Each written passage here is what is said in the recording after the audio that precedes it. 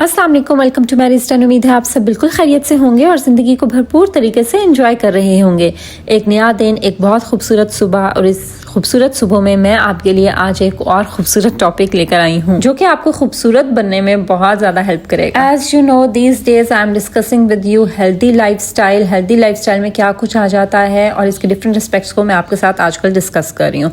सो अभी जो इस वीक मैं आपके साथ डिस्कस कर रही हूँ that is about your eating lifestyle. Eating lifestyle के बारे में मैंने आपसे डिटेल वीडियो कल डिस्कस की थी। आज मैं आपसे उसी से रिलेटेड एक और टॉपिक पर बात करूंगी that is about intermittent fasting, जिसका आपने बहुत ज़्यादा सुना होगा। अगर आप वेट लूज करते हैं या वेट मैनेज करते हैं तो दिस इज़ द टर्म जो कि आपने बहुत ज़्यादा सुनी होगी और बहुत ज़्यादा इसको लोग फॉलो भी कर रहे हैं all around the world, that is intermittent fasting. So इसी के बारे में आज बात करेंगे। Let's get started with today's video.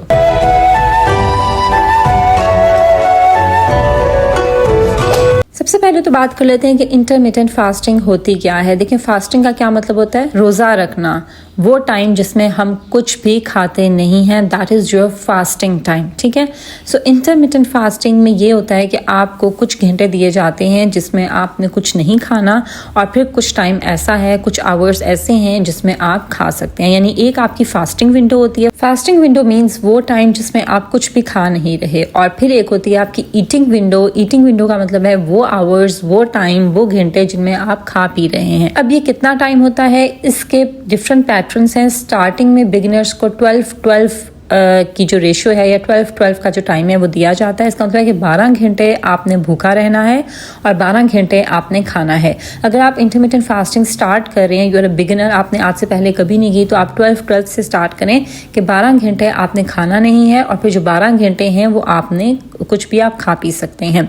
अब ये जो 12 घंटे हैं ईटिंग विंडो और योर फास्टिंग विंडो, ये एक साथ 12 घंटे हैं। ये नहीं कि पहले 2 घंटे खा लिया फिर 2 घंटे फास्टिंग, 2 घंटे, इस तरह से नहीं। एक साथ 12 घंटे आप कुछ नहीं खाएंगे, और फिर नेक्स्ट जो 12 आवर्स हैं वो आपकी ईटिंग विंडो होगी। उसके बाद नेक्स्ट पैटर्न जो कि सबसे ज़्यादा यूज़ किया जाता है और इसकी इफेक्टिवनेस ज़्यादा है, दैट इज़ 16-8 फास्टिंग। 16-8 में ये होता है कि 16 घंटे आप भूखे रहते हैं और 8 घंटे आप खाते हैं। उसके बाद फिर आगे चलते हैं 18-6 भी होती है कि 18 घंटे आपने भूखे रहना है, 6 घंटे आपने खाना है। फिर आप मैक्सिमम मूव कर जाते हैं 24 की रेशो पर कि 20 घंटे आपने भूखे रहना है और 4 घंटे आपने खाना है। अगर तो आप इंटरमिटेंट फास्टिंग स्टार्ट कर रहे हैं, यू आर अ बिगनर, तो आप 12-12 से स्टार्ट करें ताकि आप एक दफ़ा फ्लो में आ जाएं, फिर आप 16-8 पे चले जाएं। 16-8 जो है वो इफेक्टिव है और सबसे ज़्यादा यही फॉलो किया जाता है, और यहाँ से आप स्टार्ट करेंगे। फिर आप वंस इन अ मंथ आप 24 भी कर सकते हैं कि आप पूरे दिन में फिर एक मील लेते हैं। जैसे फॉर एग्जांपल, अगर आपने अपना लास्ट मील, रात का आखिरी खाना जो आपने है 8 बजे खाया है, तो उसके बाद आपकी फास्टिंग विंडो स्टार्ट होगी, यानी 16 घंटे आपने भूखे रहना है। रात के 8 बजे से सुबह के 8 बजे तक 12 घंटे बनते हैं और 12 बजे तक 16 घंटे बनते हैं। तो 12 बजे फिर आप अपना फर्स्ट मील लेंगे, सुबह के 12 बजे फिर आप अपना फर्स्ट मील लेंगे। तो ये आपकी 16-8 फास्टिंग हो जाएगी कि 16 घंटे आप भूखे रहे हैं, और फिर नेक्स्ट जो 8 आवर्स हैं यानी 12 से 8 बजे का जो टाइम है उसमें फिर आप खा पी सकते हैं। ठीक है। सो ये एक पैटर्न है इंटरमिटेंट फास्टिंग का। इसका मतलब ये, अब फास्टिंग हम करते क्यों हैं? देखें, हम वी बीइंग मुस्लिम्स, हमें पता है कि रोज़े के कितने ज़्यादा फ़ायदे हैं। जो हमारा पूरा साल में एक अल्लाह ताला ने हमें रमज़ान का महीना दिया है, उसमें क्या है, हम रोज़ा रखते हैं तो किस लिए करते हैं?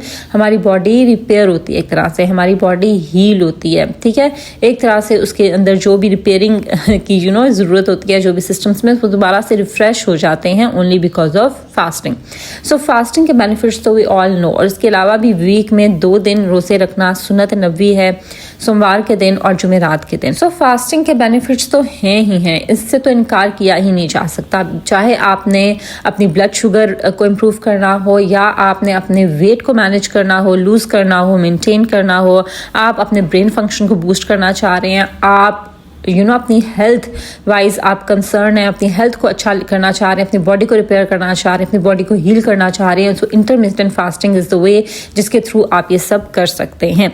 मैं बहुत सालों से इंटरमिटेंट फास्टिंग को फॉलो कर रही हूँ। मैंने इसको विद कीटो डाइट भी किया है, मैंने इसको विद पोर्शन कंट्रोल डाइट भी किया। So no doubt it has the positive impact on our health. But intermittent fasting करते हुए आपने कुछ बातों का ख्याल रखना है, फिर ही आप इसके ज़्यादातर बेनिफिट से फ़ायदा उठा सकते हैं। सबसे पहले तो ये चीज़ कि कौन से आपने, यानी अगर मैं आपसे 16-8 की बात करूं, क्योंकि कॉमनली 16-8 का जो पैटर्न है वही यूज़ किया जाता है, तो अगर मैं 16-8 की आपसे बात करूं तो आपने कौन सा टाइम है, कौन से 16 आवर्स हैं जिनमें आपने फास्टिंग मोड में जाना है और कौन से 8 आवर्स हैं जिनमें आपने खाना है। तो it all depends on your convenience. आप अपना स्केड्यूल देखें, अपनी कंफर्ट के अकॉर्डिंगली, अपनी कन्वीनियंस के अकॉर्डिंगली आप वो 16 घंटे चूज़ कर सकते हैं जिनमें आपने भूखा रहना है, और वो 8 घंटे आप खुद चूज़ कर सकते हैं जिसमें आप खाना पीना है। But in my point of view आप वो 8 घंटे वो रखें जिसमें कि आप फैमिली के साथ होते हैं, आपका घर में टाइम होता है, या आप अपने फ्रेंड्स के साथ होते हैं, या आप अपने वर्क प्लेस पर होते हैं, ताकि उन 8 घंटों में अगर आपके वर्क प्लेस पे कुछ खाया पिया जा रहा है, या आपके ब्रेक्स का टाइम होता है, आपकी ईटिंग ब्रेक्स होती हैं, आपके स्नैक्स टाइम होते हैं, तो उस टाइम आपको जो है ना वो बहुत डिप्राइव्ड फील ना हो और आप ये ना करें कि मैं भी खा नहीं सकती। और जो आपका फास्टिंग टाइम है वो ज़्यादातर आपका सोने के टाइम में ही गुजर जाए। जैसे मैं अगर फॉलो करती हूँ, मैं प्रीवियसली मंथ बिफोर मैं फॉलो करती थी कि मैं रात को आखिरी खाना मैं 8 बजे खाती थी, तो सुबह फिर मैं 12 बजे फिर मैं अपना ब्रेकफास्ट करती थी, 12 से 8 बजे तक फिर मैं अपना मील लेती रहती थी, यानी 12 से 8 तक की मेरी ईटिंग विंडो होती थी, ठीक है। बट अब as I move towards early dinner, अब मैं अर्ली डिनर पे आ गई हूँ, तो अब मैं अर्ली डिनर अपना ले लेती हूँ 5 बजे तक, तो फिर सुबह 9 बजे फिर मैं अपना नाश्ता कर लेती हूँ। शाम 5 बजे मैंने अपनी ईटिंग विंडो क्लोज कर ली, फिर सुबह के 5 बजे तक 12 घंटे, और फिर आगे 4 घंटे 16 घंटे 9 बजे तक होते हैं। 9 बजे फिर मैं अपना मील लेना स्टार्ट कर देती हूँ, अपना ब्रेकफास्ट लेती हूँ। और अगर हम अपना जो सर्केडियन रिदम है जिसकी मैंने आपसे बात की थी कि हमारे अंदर क्लॉक अल्लाह ताला ने सेट किया हुआ है कि हमने सूरज के निकलने के साथ ही हमने भी उठ जाना है, हमारी बॉडी का वर्किंग स्टार्ट हो जाता है, और सूरज के डूबने के साथ ही हमारी बॉडी भी जो है वो स्लो डाउन होना शुरू हो जाती है। सो इसके अकॉर्डिंग भी अगर हम चलें तो फिर जो है ये जो अर्ली डिनर और फिर अर्ली ब्रेकफास्ट का कॉन्सेप्ट ना ये ज़्यादा बेटर है। इसका मुझे ये फ़ायदा लगा है कि पहले जब मैं 12 बजे नाश्ता करती थी तो फिर अगर मैं जल्दी उठ जाती थी तो मुझे गुस्सा आ रहा होता था, मैं चिड़चिड़ी होती थी, और मुझे ये फील बार बार हो रहा होता था कि मैं नाश्ता नहीं कर पा रही, मैं कुछ खा नहीं सक रही हूँ, और पता नहीं मैं कब खाऊंगी, कैसे टाइम गुजरेगा। जैसे ही 12 बजते थे तो मैं खाना शुरू कर देती थी। बट अब जब मैं अर्ली डिनर ले रही हूँ तो उससे ये फ़ायदा होता है कि जैसे 5 बजे मैं खाना पीना बंद कर देती हूँ, उसके बाद आपको पता है कि आपके शाम की एक्टिविटीज़ होती हैं और फिर सोने के तरफ आप जा रहे होते हैं, आपका सोने का टाइम होता है, तो फिर आप जो है ज़्यादा खाने पर फोकस नहीं करते। फिर अगर आपके माइंड में कोई स्नैकिंग आए भी तो आप कहते हैं कि थोड़े ही टाइम रह गया सोने में, फिर मैंने सो जाना है, तो आप उसको आप कवर अप कर लेते हैं, उसको आप बर्दाश्त कर लेते हैं।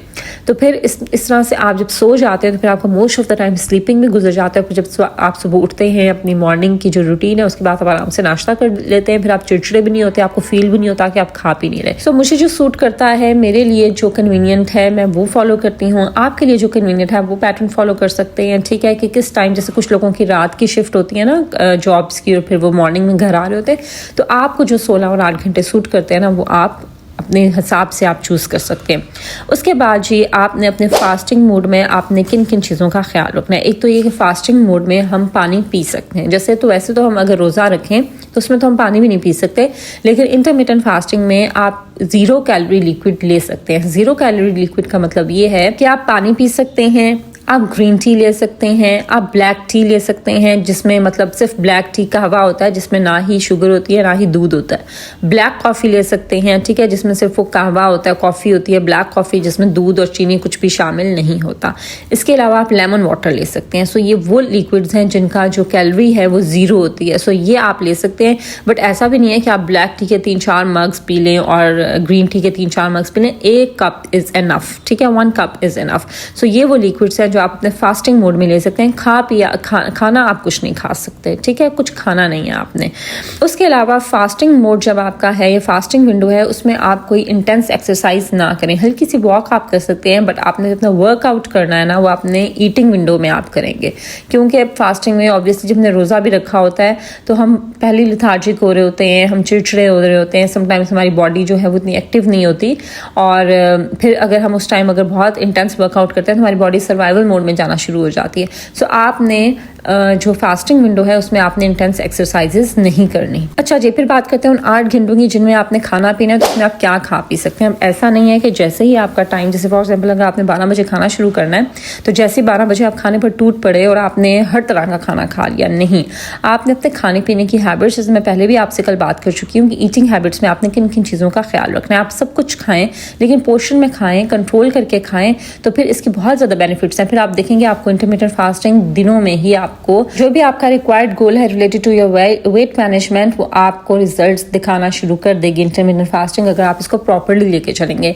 ईटिंग विंडो में जब आप ईटिंग विंडो स्टार्ट करें, आप खाना पीना स्टार्ट करें, तो कोशिश करें कि नट्स से आप 1 हैंडफुल ऑफ नट्स ले लें या एक खजूर ले लें, उससे आप जो है वो अपनी जो ईटिंग विंडो है वो स्टार्ट करें। उसके बाद फिर आहिस्ता आहिस्ता आप अपना मील ले लें, और मील में आपको पता है कि कार्बोहाइड्रेट्स होते हैं, यानी रोटी आपने लेनी है, साथ आपने प्रोटीन लेना है, यानी कोई दाल ले लें, चने ले लें, लोबिया ले लें, मीट ले लें इन एनी फॉर्म, अंडे ले लें, ठीक है। सो उस तरह से आप अपना मील स्टार्ट करना है, और बैलेंस डाइट आपने लेनी है। और आपने इस तरह से नहीं करना कि एकदम से जैसे ही आपने फर्स्ट मील लेना है तो आप पाए खा रहे हैं, नहारी खा रहे हैं, नहीं, आहिस्ता आहिस्ता अपनी बॉडी को फंक्शन में आने दें। फिर आपने जो खाना है आप with in the range, with in the portion आप खा सकते हैं। आहिस्ता आहिस्ता आप इस तरह से आ जाएं कि आप 2 मील्स पर आ जाएं कि आप पूरे 8 घंटे में सिर्फ 2 ही मील ले रहे हैं, एक यानी आपका नाश्ता और एक आपका रात का खाना, दैट इज इट। और फिर आहिस्ता आहिस्ता आप जो स्नैकिंग है, दरमियान में हम जो स्नैकिंग कर रहे होते हैं, कोई बिस्किट खा लिया, कोई चिप्स खा लिया, कोई नट्स खा लिए, कोई फ्रूट खा लिया, तो स्नैकिंग को भी आपने आहिस्ता आहिस्ता अवॉइड करते चले जाना है, यानी अपने 2 मील्स पर आ जाना है, ठीक है। सो ये मैंने आपको थोड़ी सी डिटेल बताई है अबाउट इंटरमिटेंट फास्टिंग। स्टार्ट में हो सकता है कि आपको भूख लगे, जब आपका फास्टिंग मूड हो आपको भूख लगेगी, आपको हंगर पैंग्स फील होंगे, आप थोड़े से लेथार्जिक भी फील कर सकते हैं, लेकिन 3 to 5 डेज तक आपकी बॉडी सेट हो जाती है according to this new pattern, और फिर आपको भूख नहीं लगती। इसलिए आप स्टार्ट में ऐसा करेंगे 12-12 का जो रेशो है, यानी 12 घंटे भूखा रहना, 12 घंटे खाना, यहाँ से स्टार्ट करें, 1 वीक इसको फॉलो करें। उसके बाद आप 16-8 पर आ जाए। 16-8 आइडियल है, इसी को लेकर चलें वंस इन अ मंथ। फिर आपकी बॉडी जो है ऑब्वियसली उसको आदत हो जाती है, फिर अगर आप 20 घंटे भी कुछ नहीं खाते तो इसको फिर कुछ भी आपको भूख वगैरह महसूस नहीं होती, ठीक है। और जब आप फास्टिंग मोड में होते हैं ना, तो आपकी बॉडी एक्चुअली फैट, जो आपकी बॉडी में स्टोर्ड फैट होता है ना, उसको यूज़ करना शुरू कर देती है as a source of energy, जिसकी वजह से आपका वेट भी लूज होना शुरू हो जाता है।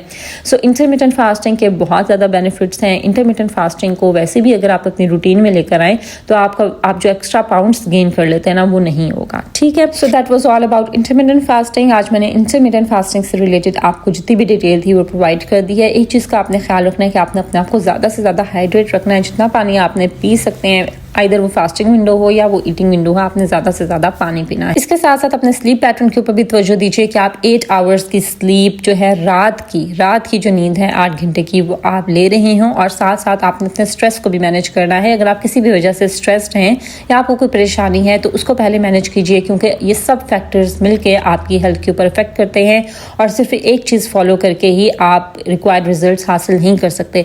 आपको अपने पूरे लाइफस्टाइल के ऊपर ही काम करना है। चलें, that was all about today's video. I hope कि आपको मेरी आज की वीडियो से कुछ ना कुछ फ़ायदा ज़रूर हुआ होगा। अगर ऐसा है तो इसको ज़रूर लाइक कीजिए, फ्रेंड्स और फैमिली के साथ शेयर कीजिए, मेरे चैनल को ज़रूर सब्सक्राइब कर दीजिए। This is Maria signing off until my next video. अल्लाह हाफिज़।